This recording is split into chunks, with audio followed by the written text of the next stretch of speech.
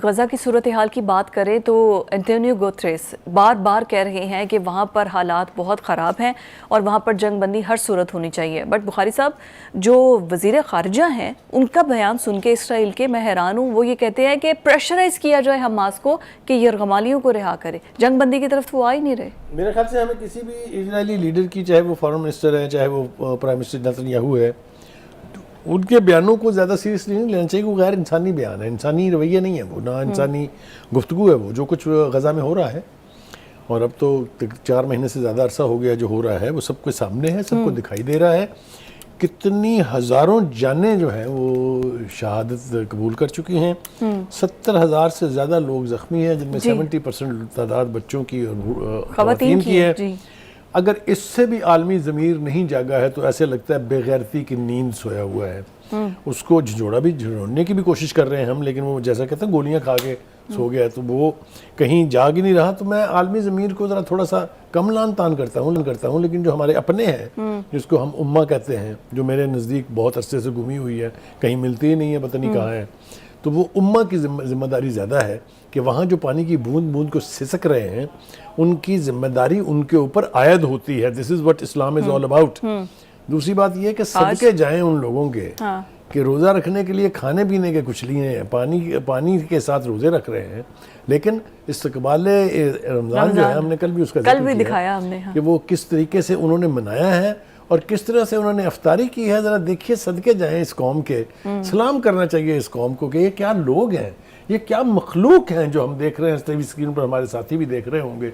इस जज्बे को भी सलाम है। ये जज्बा कहाँ, जिस दिन जिस कौम में जज्बा आ गया, वो इस मुल्क, इस दुनिया की सबसे स्ट्रॉन्ग कौम होगी। इनको सिर्फ आप स्टेट हुड मिलने दें, फिर देखिएगा फ़लस्तीनी क्या कौम है, उस वक्त पता चलेगा। और आज भी पहले रोजे के दिन भी 67 फ़लस्तीनी शहीद हो गए हैं। मैंने अर्ज़ किया ना कि ये जो कुछ नेतन्याहू कर रहे हैं, इनको, इनकी आने वाली नस्लों को इसकी कीमत चुकाना पड़ेगी। ये मैं बिल्कुल वसूख से आपको कह रहा हूँ।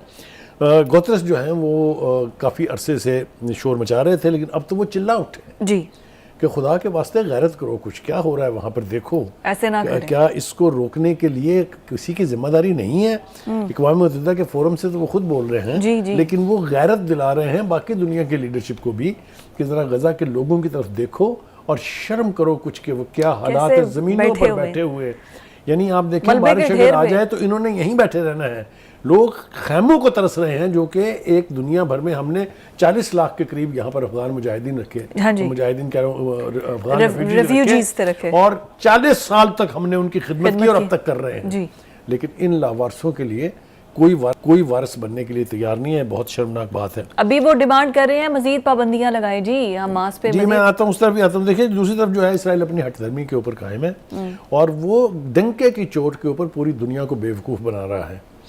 कहीं तो वो ये कह रहा है कि जी ये आप प्रेशर डालें हमास पे कि वो यरगमालियों को छोड़ दे। हाँ जी भाई, आपके यरगमाली छोड़ दे जो आपने 7,000 ताज़ा फ़लस्तीनी जेलों में डाले हैं, उनका वाली वारस कौन है? उनको रिहाई कौन दिलवाएगा?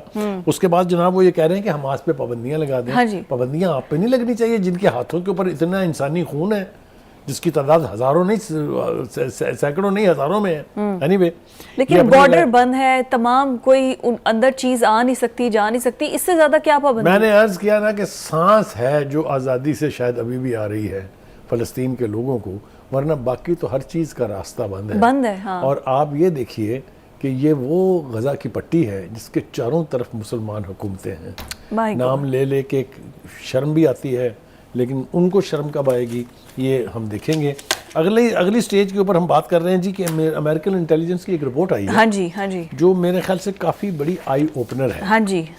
एक तो वो ये कहती है कि जी जंग का खात्मा हमें कहीं करीब नजर नहीं आ रहा, दिखाई नहीं देता है।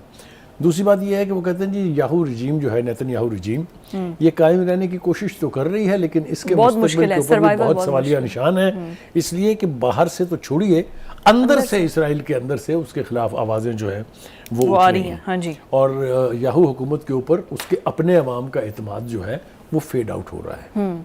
ठीक है जी। दूसरी बात, उन्होंने इंटेलिजेंस रिपोर्ट जो है वो ये कहती है कि हमास को तबाह करने का इसराइली ख्वाब न शर्मिंदा ताबीर हुआ है और ना आने वाले सालों में होता दिखाई दे रहा है।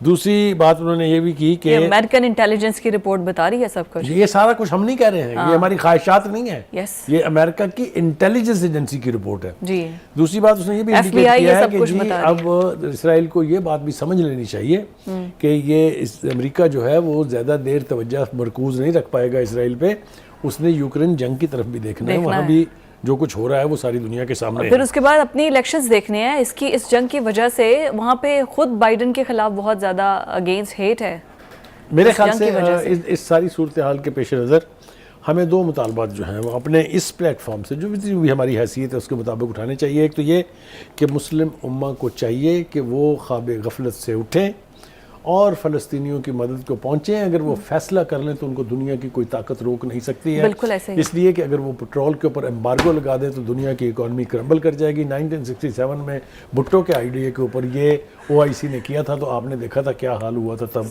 घुटनों के बल आ जाएंगे सारे। दूसरा ये कि अमेरिका से डरना बंद करके इसराइल का इकोनॉमिक ब्लॉकेड अगर आप करें, भी लैंडलॉक मुल्क है इसराइल, इसकी इकोनॉमी समेत हर चीज सिस्कियों में कन्वर्ट हो सकती है, लेकिन असल बात यह है who will bell the cat, ये करेगा कौन। और उससे पहले हम अपने प्रोग्राम में जो हाईलाइट करते रहे हैं कि Saudi Arab was agree to accept Israel, लेकिन वो फिर बीच में ये सब जंग छिड़ गई और उसके बाद अब जो बयान आ रहे हैं। लेकिन बुखारी साहब लास्टली इस पर कमेंट कर दें, आप कह रहे हैं कि वहाँ पर हुकूमत जो है नेतन्याहू की वो इतनी मोस्ट पॉपुलर नहीं है, रिपोर्ट भी यही बता रही है।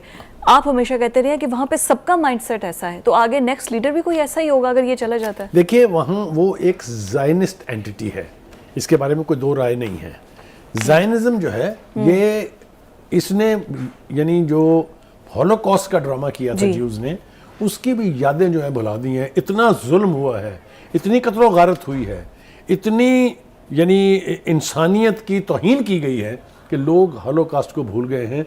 जो लोग हॉलोकॉस्ट का शिकार थे ज्यूज़, अब तो वो भी चिल्ला उठे हैं और पूरी दुनिया के हर मुल्क के अंदर वो निकल के बाहर और इसके ऊपर खुद एहतजाज कर रहे हैं। वो कह रहे हैं ये जेनोसाइड है सीधी-सीधी। वो कहते हैं ना कि बिल्कुल यही बात है, इससे पहले कि कुदरत अपना इंसाफ मुसल्लत करे, बिल्कुल ठीक हो गया। ये बेहतर है कि पाकिस्तानी और बाकी तमाम मुस्लिम उम्मा भी ये सब कुछ करें, मिलके फलस्तीनियों की मदद